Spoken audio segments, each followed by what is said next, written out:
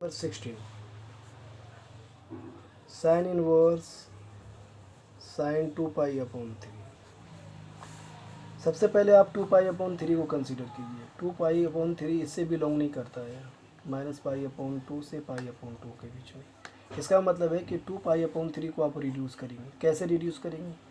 तो साइन किस क्वाड्रेंट में पॉजिटिव और नेगेटिव होता है ये सोचते हुए, साइन इस क्वाड्रेंट में, सेकेंड क्वाड्रेंट में पॉजिटिव होता है पाई माइनस थीटा में। आप इस फार्मूला का यूज करिए। अगले स्टेप में आप इसे लिखने जा रहे हैं sine inverse sine pi minus pi. आपने इसे ही क्यों कंसीडर किया? क्योंकि साइन इसमें पॉजिटिव होता है। आपको कैसे मालूम होगा कि पाई/3 लेना है? ये भी बहुत सिंपल तरीका है। आप पाई माइनस थीटा को डायरेक्ट आप कंसीडर कीजिए और इसे रख दीजिए जो आपके पास पहले से थीटा है। तो सोल्व कर कर आपको पाई/3 मिलेगा। इससे आपको पता चल जाएगा कि यहाँ पर इसको ब्रेक करने में पाई माइनस के साथ पाई माइनस थीटा में थीटा क्या ली। बच्चे के पास कन्फ्यूजन होता है कि आपने कैसे लिख दिया पाई/3।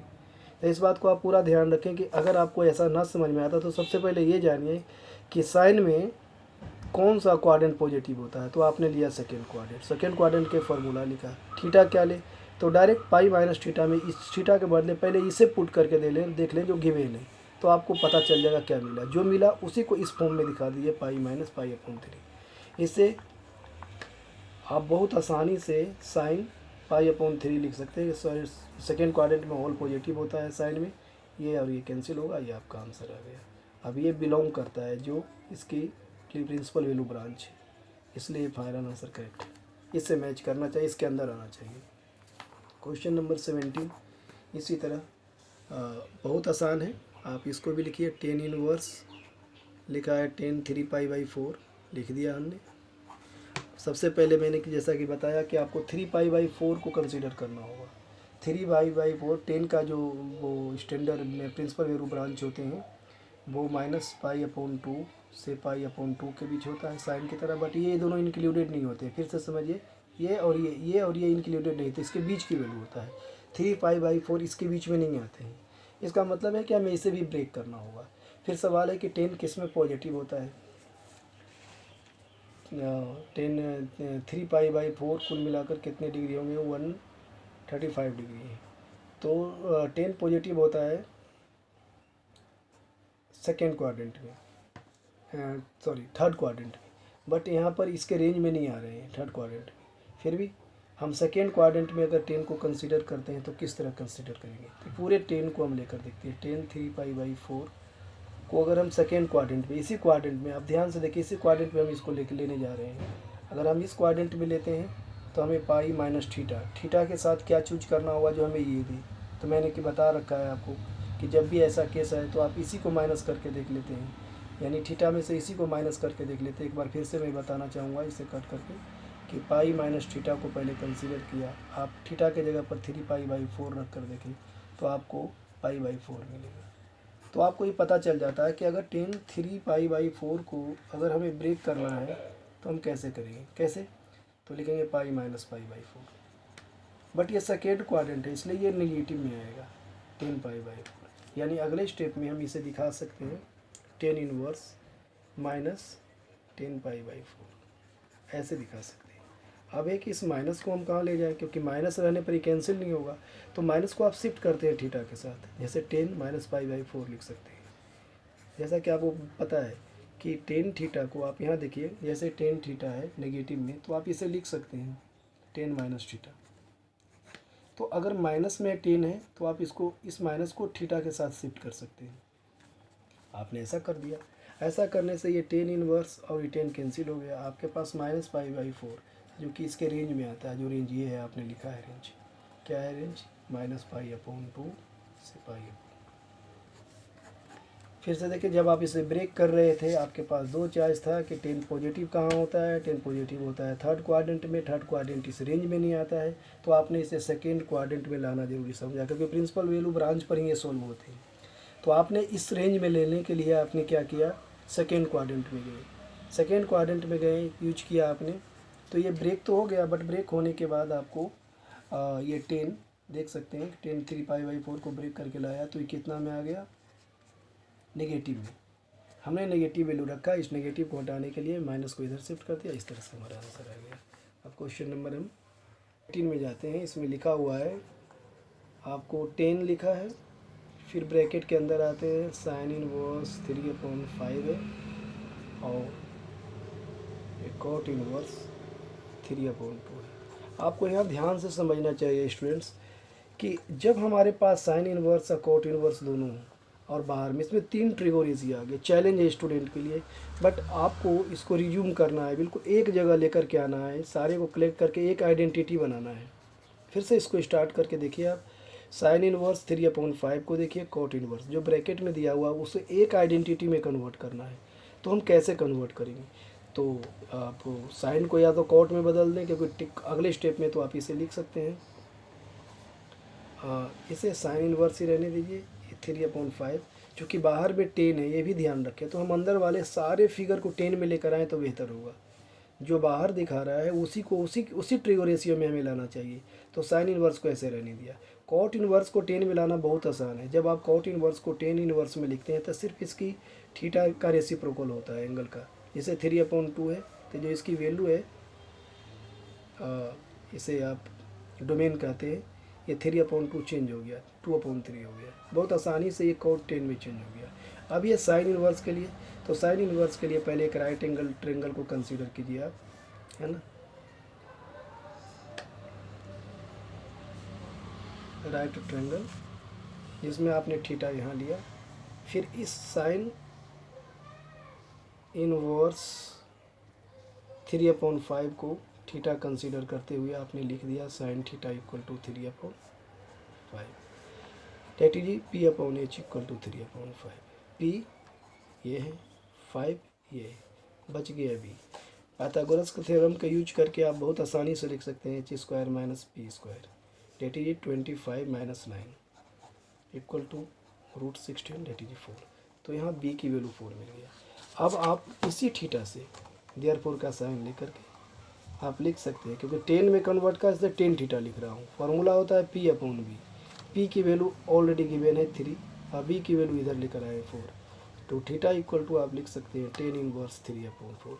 अब इसका मतलब है जो ये थीटा किसको कंसीडर किया आप था, आपने इसको कंसीडर किया था। ध्यान से देखिए, साइन इनवर्स 3/5 को। तो इस तरह से आपको साइन इनवर्स 3/5 से 10 इनवर्स 3/5 में आप लेकर आ गए। फिर से आप समझिए, राइट एंगल ट्रायंगल लेने से जिसको आपको कन्वर्ट करना है पहले थीटा लीजिए, इसको शिफ्ट कीजिए, देखो साइन थीटा हो गया 3/5। 10th स्टैंडर्ड के फार्मूला P/H पर आप इसे जो भी आइडेंटिटी उसे लिखिए। इससे आपको 2 आइडेंटिटी तो यहीं मिलेगा, तीसरा आपको मिल जाएगा पाइथागोरस थ्योरम से। जैसे ही तीनों आइडेंटिटी मिल जाता है तो जिसमें कन्वर्ट करना चाहते हैं, जैसे साइन इनवर्स को हम 10 में करना चाहते हैं तो 10 थीटा का फार्मूला लिखिए, उसके बाद 10 को शिफ्ट कर दीजिए इधर, आपको 10 इनवर्स मिल गया। थीटा जिसको आपने सपोज किया था उसको लिख दीजिए, यानी डायरेक्ट आप चेंज कर लीजिए। इतना चेंज करने के बाद बहुत आसानी से जो क्वेश्चन आपने वहाँ छोड़ दिया था उसको फिर से कैरी कर रहे हैं। साइन 3/5 के बदले आप लिख रहे हैं 10 इनवर्स 3/4 सॉरी, और 10 इनवर्स ये तो पहले से कन्वर्टेड है, 10 इनवर्स 2/3। इसके बाद आप इसकी आइडेंटिटी जैसा कि आप जानते हैं, एक बार फिर से लिख देता हूँ मैं, 10 inverse x plus 10 inverse y equal to 10 inverse x plus y 1 minus XY। आप इस आइडेंटिटी को यूज करते हैं तो आपके पास 10 इनवर्स 3/4 2/3 1 माइनस 3/4 2/3 मिलता है। ऐसा आप लिख सकते हैं। ऐसे से 10 इनवर्स से 10 कैंसिल हो जाएगा, ओके। और आप आगे के पेज में आ रहे हैं, आपके पास ये बचता है सिर्फ 3/4 2/3 डिवाइडेड बाई 1 माइनस 3/4 2/3। इससे ये कैंसिल हो गया। इसको आप सोल्व करते हैं, 3 3 जा 9 4 2 जा 8 अपॉन में 4 3 जा 12। चलिए हम इसे कैंसिल नहीं करते हैं, इसे एज इट इज रखते हैं ताकि आपको समझने में दिक्कत ना आए। तो हमारे पास 1 माइनस 3 2 जा 6 अपॉन 4 3 जा 12 मिलता है। इसको मैंने इसलिए रखा ताकि दोनों का एलसीएम एक जैसा रहे। ये होगा 17/12 और ये 12 1 जा 12 minus 6/12। This and this will cancel. ये आपका आंसर। क्वेश्चन नंबर 19 देख सकते हैं, बहुत ही आसान है। ये सारे प्रिंसिपल वैल्यू ब्रांच पर बेस्ड है। Cos inverse cos 7π/6। सबसे पहले हम जानते हैं कि इसमें प्रिंसिपल वैल्यू ब्रांच है क्या कॉस का। प्रिंसिपल वैल्यू ब्रांच और कॉस थीटा, ओके, इसका है, इसमें थीटा बिलोंग करते हैं आपके 0, π/π सिर्फ पाई से, जिसमें दोनों इंक्लूडेड है, 0 भी और पाई भी। याद रखिए, इसमें कॉस थीटा का प्रिंसिपल वैल्यू ब्रांच में हमें थीटा की वैल्यू इसके दोनों के बीच में आना चाहिए, जिसमें 0 और पाई भी इंक्लूडेड है। अब यहाँ सवाल है कि 7π/6 को हम कैसे कंसिडर करें। कॉस पॉजिटिव है, 7π/6 हमें इस रेंज में लाना है। 7π/6 एक्चुअली में हमें कितना देता है, आप अगर देखें तो 210 डिग्री देता है, 210 डिग्री। 210 180 से ज़्यादा हो जाता है, तो जाहिर सी बात है कि हम इसे नहीं ले सकते हैं, इसे हम ब्रेक करेंगे। फिर सोचते हैं कि कॉस पॉजिटिव कहाँ होता है, सेकेंड क्वाड्रेंट में या थर्ड क्वाड्रेंट में, किस केस में जाकर कॉस पॉजिटिव होता है, कौन कौन से। अब कॉस 7π/4 7π/6 को ब्रेक करने के लिए सबसे पहले इस रेंज में लाने के लिए हम इसका सेकेंड क्वाड्रेंट का यूज करते हैं, जबकि कॉस इसमें पॉजिटिव नहीं होता है, बट हमने π-θ की वैल्यू लेते हैं, रखते हैं इसमें पाई माइनस। मैंने जैसा कि बताया कि आपको समझने के लिए पहले इसी को आप रख दीजिए, तो आपको क्या मिलेगा, नेगेटिव में मिलेगा -π/6 ये मिलेगा। आप ऐसा लिख सकते हैं इसको, π-θ को ब्रेक करते हैं आप इसमें, तो आप ऐसा लिख सकते हैं क्या, -π/6 ऐसा आप लिख सकते हैं। तो अगर आप इस कॉस को ब्रेक करना चाहते हैं इसमें, तो आप -π/6 को लिखते हुए कॉस इनवर्स कॉस आप 7π/6 यानी आप इसको लिख सकते हैं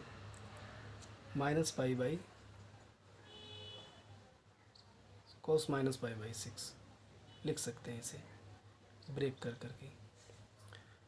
सेकेंड क्वाड्रेंट में ऑल पॉजिटिव, सेकेंड क्वाड्रेंट में कॉस नेगेटिव होते हैं, तो माइनस को यहाँ ना लिख करके आपको यहाँ दिखाना होगा cos π/6। अब आप इसको कॉस में अगर ये केस आते हैं, कॉस माइनस में आते हैं आपके पास ये वैल्यू, सेकेंड क्वाड्रेंट में कॉस नेगेटिव होता है, तो माइनस को आप अंदर शिफ्ट कर सकते हैं। अगर आपको कम समझ में आ रहा है तो मैं इसे दोबारा से समझाने की कोशिश करता हूँ, शायद आपको यहाँ पर कम समझ में आया होगा। कॉस इनवर्स गिवन है, cos 7π/6 गिवन है। आप 7π/6 को ब्रेक करना चाहते हैं, आप चाहते हैं कि पॉजिटिव में आए, तो आप कॉस पॉजिटिव कहाँ होता है, फोर्थ क्वाड्रेंट में। फोर्थ क्वाड्रेंट का आइडेंटिटी, फोर्थ क्वाड्रेंट का you can see that, fourth quadrant के आइडेंटिटी लिखते हैं आप 2π-θ, 2π - 7π/6। आप इसे सॉल्व करते हैं तो 5π/6 आते हैं। 5π/6 मीन्स 150 डिग्री, जो कि इसके रेंज में आता है। तो फिर ये सेकेंड क्वाड्रेंट को छोड़ दीजिए, सॉरी मैं इसको स्टेप को कैंसिल कर रहा हूँ।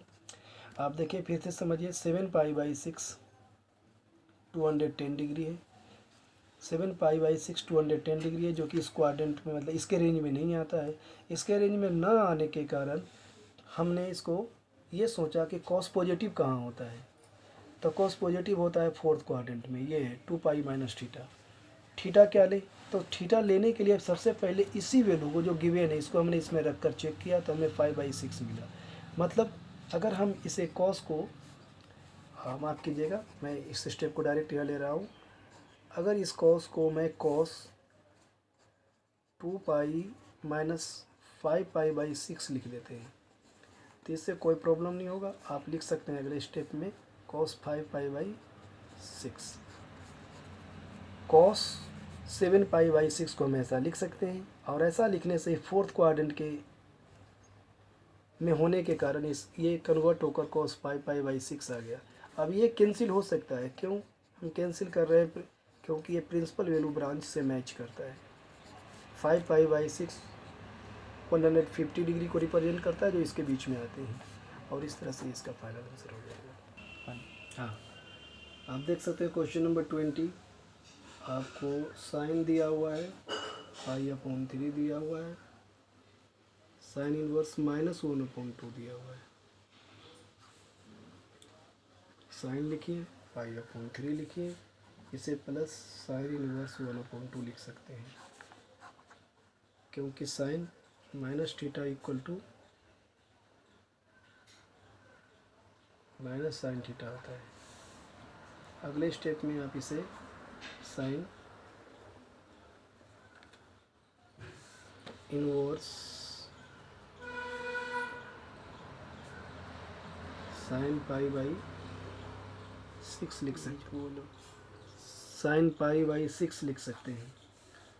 और इसमें आप pi plus sine inverse sine cancel, this becomes pi and this becomes pi sin pi/2 gives 1. This gives 1. That is the final answer. Question number 21. It's so simple. Tan inverse √3 minus cot inverse minus √3. Same cases. Tan inverse √3. This becomes आपको बताया जा चुका है, जैसे कि cot में minus में हो तो एक जगह चेंज होते हैं, जैसे आपके बुक में भी दिखाया गया है। कॉट में हम माइनस को माइनस ना लेकर के पाई में लेते हैं, pi minus cot inverse x। देख सकते हैं आपके बुक में ही बताया गया है कि कॉट इनवर्स अगर माइनस में हो तो आप इसे pi minus cot inverse x के रूप फॉर्म में लेते हैं। तो आप इसे direct pi as a formula लिख कर आप लिख सकते हैं pi minus cot inverse √3, tan inverse √3 plus cot inverse √3 pi minus cot inverse √3। आप ऑलरेडी देख रहे हैं कि यहाँ पर ये माइनस में गिवन है, tan inverse √3 minus cot inverse minus √3। आप जब इसे चेंज करते हैं ये माइनस में ही है, बाई मिस्टेक मैंने प्लस लिख दिया था, तो माइनस माइनस ये प्लस होगा, ये माइनस में ये प्लस होगा। अब आप इन दोनों को इधर लेकर आते हैं, tan इनवर्स √3 और इसे लेकर आते हैं plus cot inverse √3 minus pi. तो tan इनवर्स √3 कॉट इनवर्स √3 आपको पाई देता है और पाई/2 देता है। सॉरी, आपको बताया गया है tan inverse A plus cot inverse A equal to pi/2. So this gives you minus pi/2. Final answer.